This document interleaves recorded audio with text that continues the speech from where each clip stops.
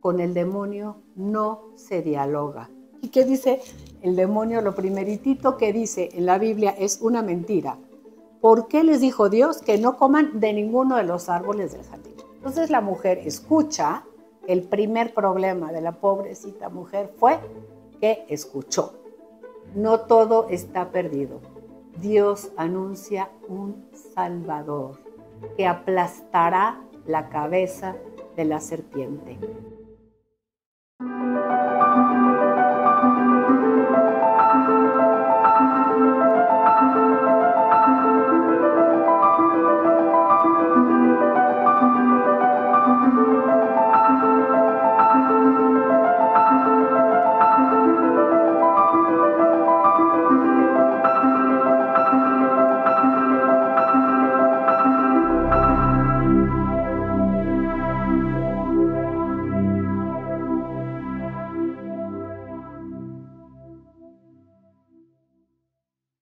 Queridísimos hermanos, empezamos la clase número 5 del curso bíblico Historia de la Salvación para gloria de Dios.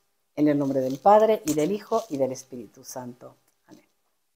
Padre nuestro que estás en el cielo, santificado sea tu nombre. Venga a nosotros tu reino. Hágase tu voluntad en la tierra como en el cielo. Danos hoy nuestro pan de cada día. Perdona nuestras ofensas, como también nosotros perdonamos a los que nos ofenden.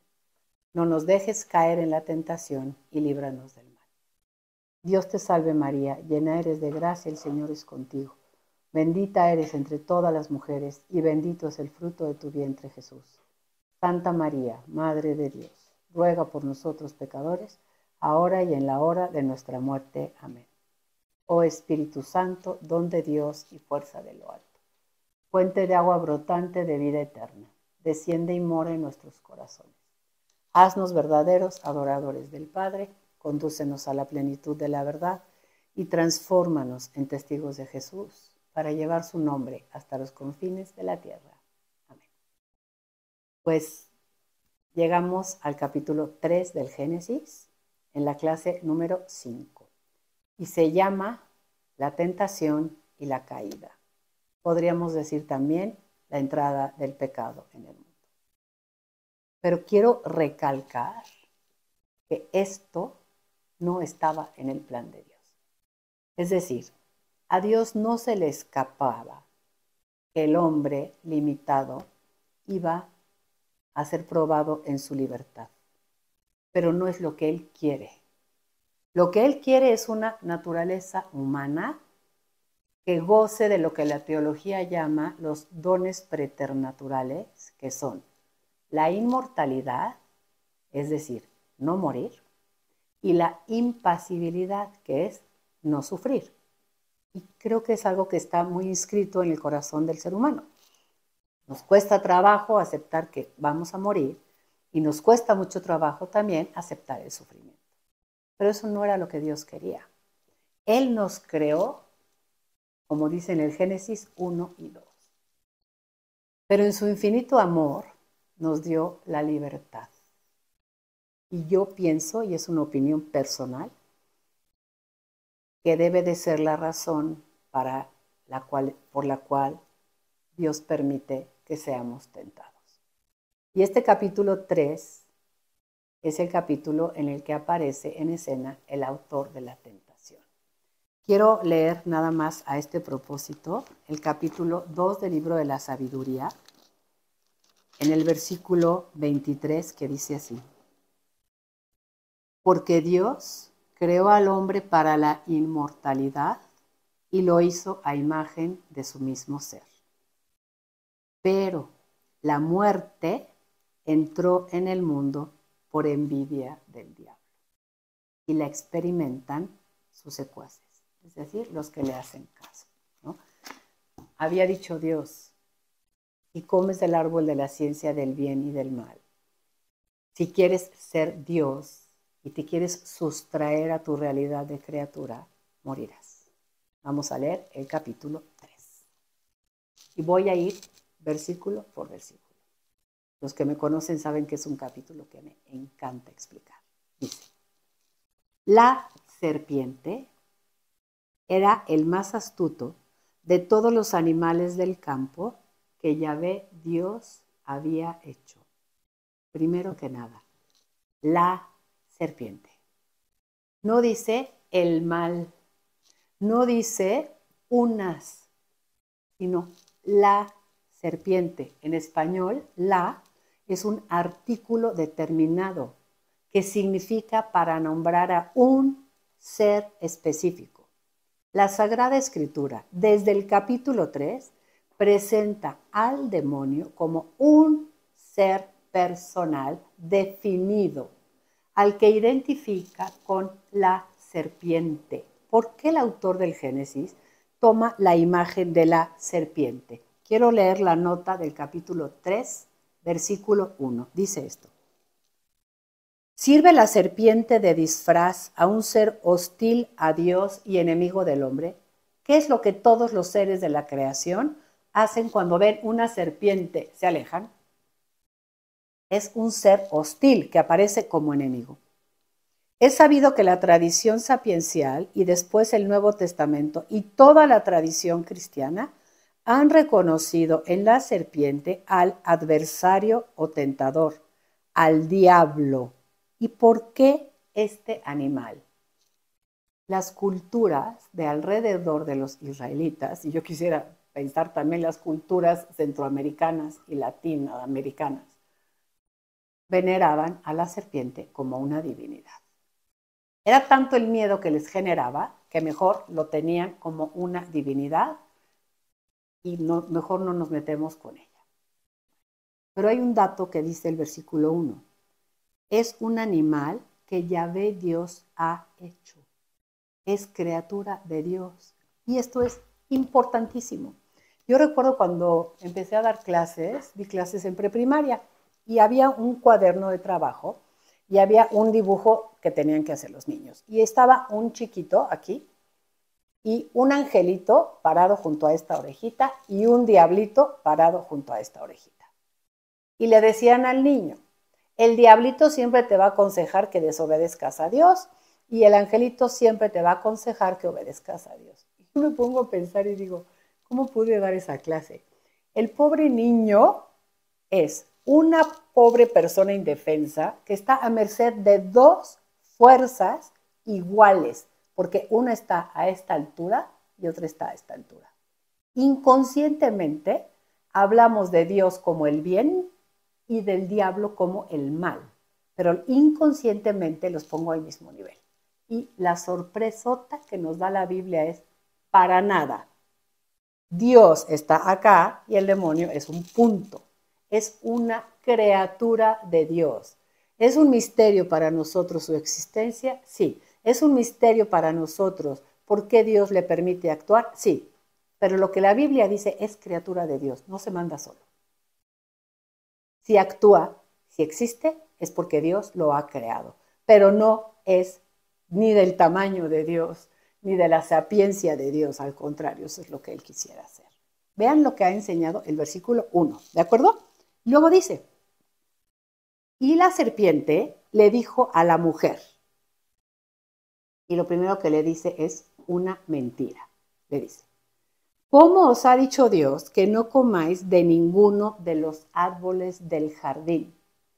Cuando Jesús habla del demonio, es que no lo puedo evitar. Vamos al capítulo 8 de San Juan. Dice así. Capítulo 8, versículo 44. Vosotros sois hijos de vuestro padre el diablo y queréis cumplir los deseos de vuestro padre. Este fue homicida, te lleva a la muerte desde el principio. Y no se mantuvo en la verdad porque no hay verdad en él.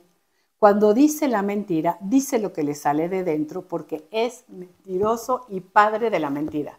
¿Y qué dice el demonio? Lo primeritito que dice en la Biblia es una mentira. ¿Por qué les dijo Dios que no coman de ninguno de los árboles del jardín? Entonces la mujer escucha que el primer problema de la pobrecita mujer fue que escuchó. Escucha y piensa, porque Dios le dio sus facultades y se las dio bien ordenadas. Cuando el Génesis escribe, estaban ambos desnudos, había un orden en sus facultades. Y primero Dios nos puso la cabeza arriba y mis facultades superiores son mi entendimiento y mi voluntad. Y luego puso mi tronco y aquí están mis facultades afectivas. Y después puso mis partes inferiores y ahí están mis facultades instintivas. Pero la mujer hizo muy bien porque pensó, usó ordenadamente la facultad que Dios le dio y se da cuenta de la mentira y le dice, no hombre, podemos comer del fruto de los árboles del jardín, mas del fruto del árbol que está en medio del jardín, dijo Dios, no comas de él, ni lo toques, so pena de muerte. Fíjense, cuando el ser humano escucha y piensa, tiene la capacidad que Dios le dio y que Él está usando para no caer en la tentación, para no caer en la mentira y detectar esto que me está diciendo es mentira. Entonces la serpiente dice, ¿cómo le voy a hacer? Esta mujer está pensando, tengo que hacer algo para seducir su afectividad, porque si piensa, no me va a hacer caso. ¿Cómo me acuerdo del Papa cuando vino a México y dio una homilía en Ecatepec? Y le tocó el relato de las tentaciones de Jesús. Y se puso rojo, rojo, y pegó así en el atril y dijo, porque escúchenlo bien, con el demonio no se dialoga, porque siempre nos va a ganar. ¿Dónde va a estar el problema de la mujer? Que una vez que le dijo, detectó que es mentira, continuó el diálogo. Y ahí estuvo su problema. Dice, el demonio en el versículo 4 sigue, porque él es insistente. Replicó la serpiente a la mujer, no hombre, de ninguna manera morirás. Otra mentira. Es que Dios sabe muy bien que el día en que comáis de él se os abrirán los ojos y seréis como dioses. Está empezando a deformar la idea que ella tiene de Dios. Está empezando a hacer ver a Dios como un envidioso que no quiere compartir sus prerrogativas. Y entonces, como vio la mujer que el árbol era bueno para comer, vio, ya no pensó. Ahora nada más se va a guiar por sus afectos.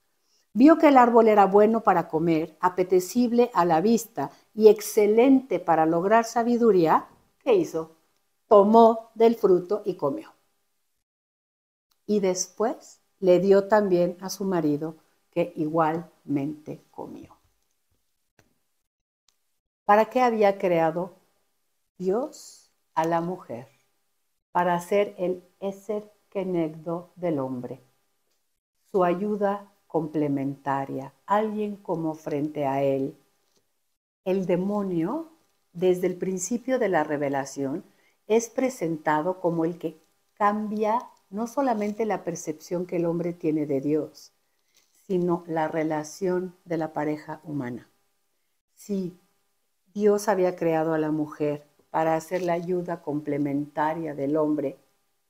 Ahora el demonio pervierte esa realidad. Pervierte quiere decir cambia el orden y la va a convertir en la causa de tropiezo del hombre. Muy duro.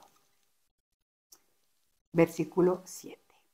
Entonces, en cuanto comieron del fruto, se dieron cuenta de que los habían engañado. Se les abrieron a ambos los ojos y se dieron cuenta de que estaban desnudos. Empiezan a verse uno al otro con una mirada distinta.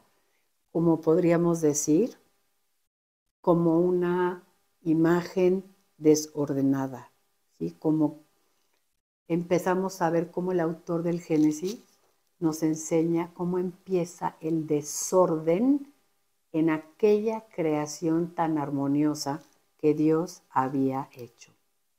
Y cosiendo unas hojas de higuera, se hicieron unos ceñidores. Increíble.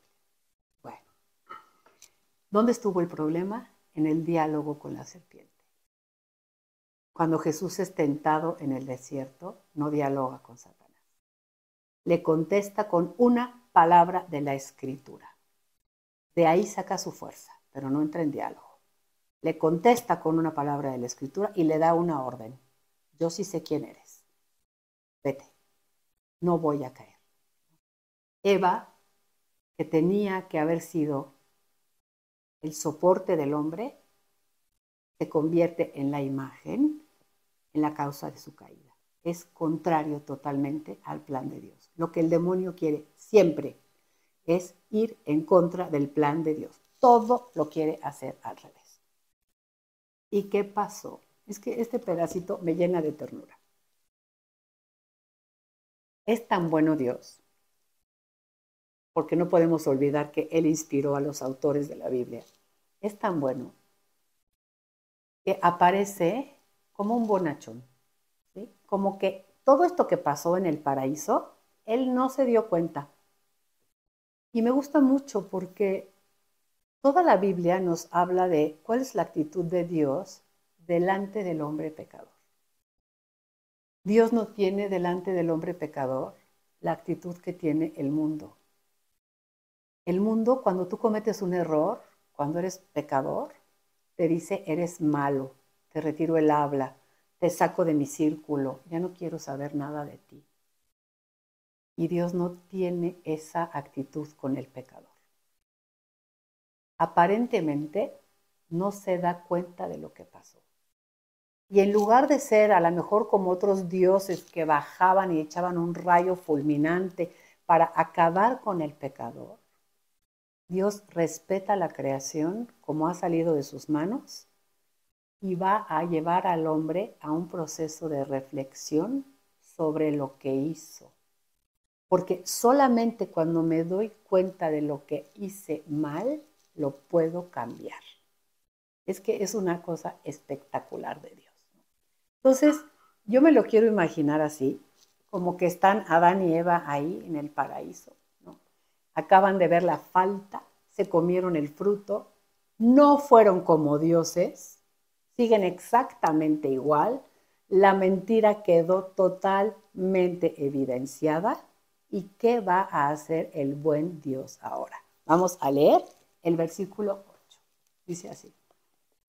Oyeron luego el ruido de los pasos de Yahvé Dios que se paseaba por el jardín a la hora de la brisa, como que tenían una cita en las tardes y entonces a la hora de la brisa Dios baja como siempre a estar con el hombre.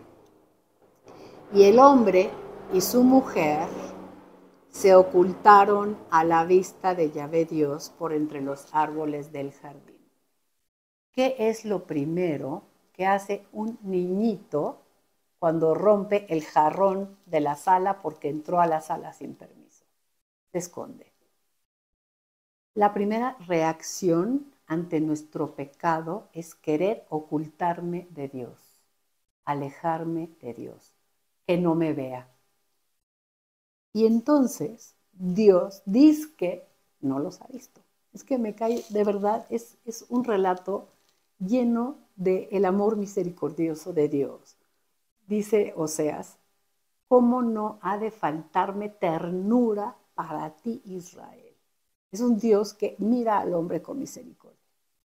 Entonces le dice en el versículo 9, llamó Dios al hombre y le dijo, ¿dónde estás? Como diciendo, a ver si él solito piensa y me contesta algo. Fíjense cómo no bajó y le dijo, Adán, has pecado, te vas del paraíso. No, primero va a tener un diálogo con el hombre. Quiere que el hombre reflexione, que por sí mismo llegue, por esa capacidad que Dios le da, a saber lo que hizo mal. Habíamos leído en la nota del capítulo 2, Dios no le niega al hombre el discernimiento moral. Tiene el hombre esa capacidad, pero quiere que reflexione. Y el hombre le contesta la verdad. Te oí andar por el jardín y te tuve miedo. Y Dios se pone triste. Dice, ¿cómo? No éramos amigos. No vivíamos tú para mí, yo para ti. ¿Cómo es posible que ahora me tengas miedo? ¿Quién se encargó de deformar la imagen que tiene el hombre de Dios? El demonio. El demonio es el que nos hace creer hoy que Dios no está con nosotros, que Él está en el cielo, que no se ocupa de la causa humana, que no escucha nuestras oraciones, que no está interesado en nosotros, que lo único que hace es andar con una libreta contando cuántas acciones buenas hice, cuántas malas hice, a ver si paso la prueba. Ese, mis queridos hermanos, es el engaño del demonio en el que vive sumergido el mundo cristiano católico. Dios no es así. Dios es un Dios creador que después se va a revelar como Padre amoroso. Pero este Dios creador está lleno de ternura por su criatura, porque la contempla frágil, porque la está viendo que no puede sin Él y la quiere hacer recuperar su armonía, volver a usar sus facultades como las tiene que usar. Y le dice Dios, ¿quién te hizo ver que estabas desnudo? Tú solito. ¿Quién te hizo ver? Caíste en la tentación. Hay alguien más que hizo eso por ti. ¿Y tú has comido acaso del árbol que te prohibí comer? Como si Dios nos hubiera dado cuenta. Y dijo el hombre, lo que decimos cada uno de nosotros cuando nos vamos a confesar. Y le decimos al sacerdote, Padre, es que tal persona me hizo enojar. Por culpa de tal persona yo hice esto. Tendemos por naturaleza a no reconocer nuestras faltas. Y Adán es nuestro representante. ¿Por qué dice? La mujer que me diste por compañera me dio del árbol y comí. Entonces parece que en última instancia el que tiene la culpa del pecado de Adán es Dios por haberle dado tal mujer que le ofreció tal fruto y el pobrecito se lo comió. Él era la cabeza. Él era la parte complementaria que tenía que haberse mantenido, pero no lo pudo hacer. Y en lugar de reconocer su falta, culpa al de junto.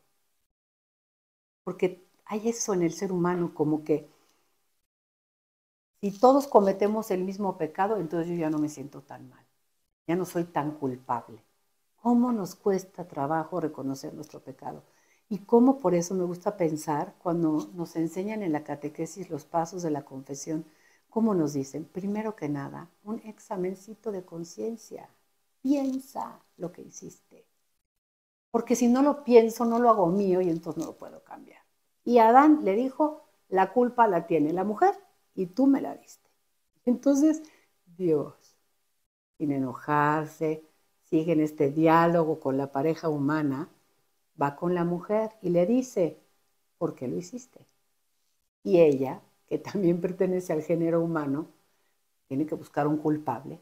Y entonces dice, muy fácil, la serpiente me sedujo y comí. Y esto es muy bueno para nosotros, queridos hermanos, porque no podemos decir, yo caí en la tentación y por eso cometí el pecado y la culpa la tiene el diablo porque me tentó. La mujer identifica perfectamente y dice, la serpiente me sedujo y yo comí. Yo mujer, tuve libertad para aceptar o para rechazar. Y yo caí. Sí hubo un tentador, sí hubo alguien que me incitó, pero yo comí. Pero no reconozco mi falta. La culpa es de la serpiente. Entonces, ya ve Dios, dice, pues ni modo. 3 culpables, 3 castigos. Que no nos gusta, porque a nosotros nos gusta pensar en un Dios que es pura misericordia. El Padre nos decía, eso nos gusta pensar en un Dios tan bueno, tan manso, tan manso, tan manso, que lo queremos ver medio menso. En México se dice así, medio menso, medio tan bonachón, que no toma acción ante nuestras faltas.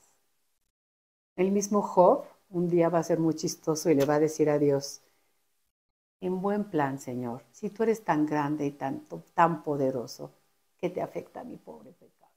¿Por qué andas pendiente de mi pecado? ¿No? Y Dios dice, así como soy misericordioso, soy justo. y le doy a cada uno lo que es debido. El castigo divino, yo he aprendido a verlo en la Sagrada Escritura como la justa reacción de Dios al pecado del hombre. Si el hombre no comete pecado, no tiene que haber castigo. Pero si Dios lo castiga es porque es justo.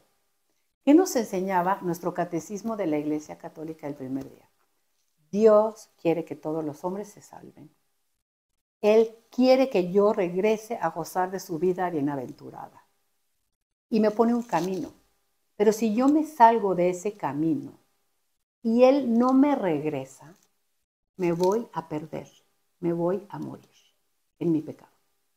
Entonces Dios, ¿qué es lo que hace cuando yo me salgo del camino? Porque es justo y Él me creó para la salvación y en su justicia me quiere dar lo que me es debido, que es la salvación.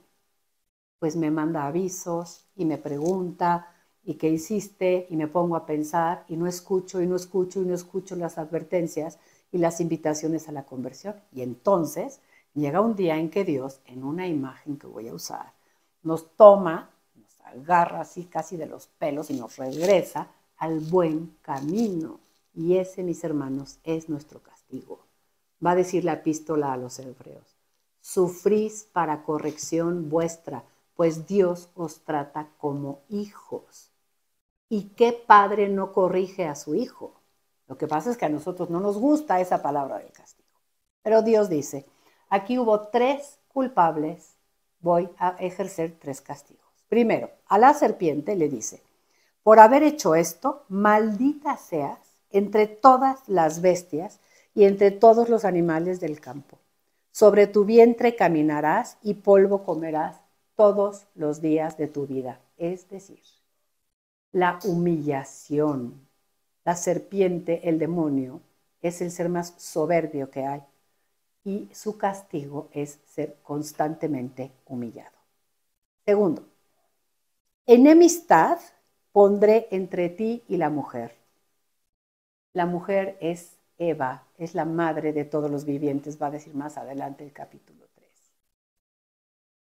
Está anunciada la enemistad entre el demonio, la mujer y sus descendientes. Entre tu linaje, serpiente, y el linaje de la mujer. Él, atención a esta traducción, él, ¿quién es él? El linaje de la mujer te pisará la cabeza mientras tú acechas su calcañar. ¿Qué quiere decir? Un descendiente de la mujer, el linaje de la mujer, te aplastará la cabeza. Ustedes saben que la única manera de acabar con una serpiente es aplastándole la cabeza. Mientras tú acechas su calcañar, es decir, tú podrás morderle el tobillo, pero él te va a aplastar la cabeza. Este versículo 15 se conoce como el protoevangelio. Y protoevangelio quiere decir la primera buena noticia. No todo está perdido. Dios anuncia un Salvador que aplastará la cabeza de la serpiente. Y eso va a estar narrado en el último libro de la Biblia, en el Apocalipsis. Impresionante. Bueno, ¿cuál es el castigo a la mujer? En una imagen, el autor ve que por el pecado el hombre y la mujer empiezan a sufrir. Se vieron desnudos. Y entonces él ve a las mujeres de su época y dice, pues la mujer tiene un sufrimiento natural en cuanto a su maternidad y sufre porque quisiera que su marido fuera más cariñoso, más afectuoso. Y pinta en esa imagen el castigo divino. Pero no es que Dios castigue a la mujer con dolores de parto, sino que nos está enseñando una realidad la Biblia cuando dice, a la mujer le dijo, tantas haré tus fatigas cuantos sean tus embarazos. Es decir, la mujer sufre naturalmente y lo que más sufre es en sus hijos, en las penas de sus hijos. Y mientras más hijos tenga, más sufre. Y luego dice, con dolor parirás a los hijos y hacia tu marido irá tu apetencia y él te dominará. El autor del Génesis dice, no estaba en el plan de Dios. En el plan de Dios eran él y ella frente a frente. ahora surgen estas relaciones de dominio. ¿Y cuándo empiezan estas relaciones de dominio entre la pareja humana? Cuando hay el pecado. Y luego al hombre le dice, tú lo que más sufres es tu trabajo. El hombre sufre en su calidad de proveedor y en esa imagen el autor pinta las consecuencias del pecado para el hombre. Y al final dice el texto en el capítulo 3, versículo 20. El hombre llamó a su mujer Eva por ser ella la madre de todos los vivientes. Y luego otro detalle inmenso de la ternura de Dios. Ellos, en el versículo 7, cuando habían pecado y se vieron desnudos, se habían cosido unas hojitas de higuera para hacerse unos ceñidores. Y vean al buen Dios. Yahvé Dios hizo para el hombre y su mujer túnicas de piel y los vistió. ¿Qué hizo el padre del hijo pródigo cuando regresó su hijo pecador? Lo vistió. Y se dijo Yahvé Dios, pues el hombre eligió, quiso comer del árbol de la ciencia del bien y del mal. Ahora pues, cuidado, no vaya a querer tomar el árbol de la vida y comiendo de él viva para siempre. Es una imagen para hablarnos de que por el pecado el ser humano perdió el don de la inmortalidad también. Así que lo echó Yahvé Dios del jardín del Edén y el hombre tuvo que empezar a labrar el suelo de donde había sido tomado. En esta última imagen que está apareciendo, por favor vean cómo está creado el hombre y cómo el demonio y el pecado desordenan al hombre, creación de Dios. Esta es una imagen que aprendí de un maestro mío de antropología, le agradezco muchísimo su enseñanza, Víctor Hugo, y nos enseña cómo el hombre tiene facultades superiores, facultades afectivas e instintivas. Y el orden que Dios quiso fue, primero, utiliza tus facultades superiores, que son tu inteligencia y tu voluntad, después tus sentimientos, tus emociones, tus pasiones y tu imaginación, y al final tus instintos y tus necesidades fisiológicas. Y en la medida en que tú vivas como ser humano ese orden, serás más humano, serás más pleno, serás más feliz. Pero, dice el libro de la sabiduría, la muerte entró en el mundo por envidia del diablo. Y viene la segunda parte. El demonio hace que el hombre no se guíe por sus facultades superiores, sino que se guíe más por lo que siente. Y mi maestro decía, éramos en el plan de Dios el Homo sapiens. Pienso, como decía Descartes, luego existo. Pienso y le propongo a mi voluntad lo que tiene que hacer y entonces actúo. Ese es el plan de Dios. Pero el demonio logró, hasta hace poco tiempo, pasarnos de hombre sapiens a homo sentimentalis, decía mi maestro. Lo que siento, es que siento que ya no lo quiero, entonces me divorcio. Es que siento que tal cosa y entonces me empiezo a dejar guiar por mis afectos. Eso ya es un desorden. Y él decía, y miren que yo esto lo estudié tiene mi hija 21 años, esto lo estudié hace 19, 18 años, pasamos al homo sensualis. Estamos en un momento de la historia en el que el hombre se guía por lo que le pide su cuerpo, por sus instintos. Y tenemos a un ser humano cada vez menos pleno, cada vez menos libre y cada vez menos hombre. ¿Por qué?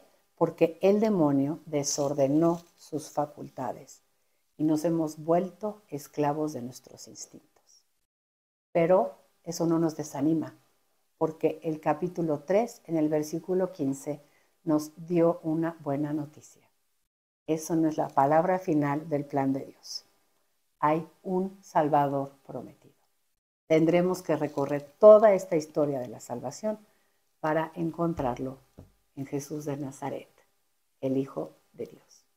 Alabado sea Jesucristo. Te invitamos a visitar nuestra tienda virtual de Magdala.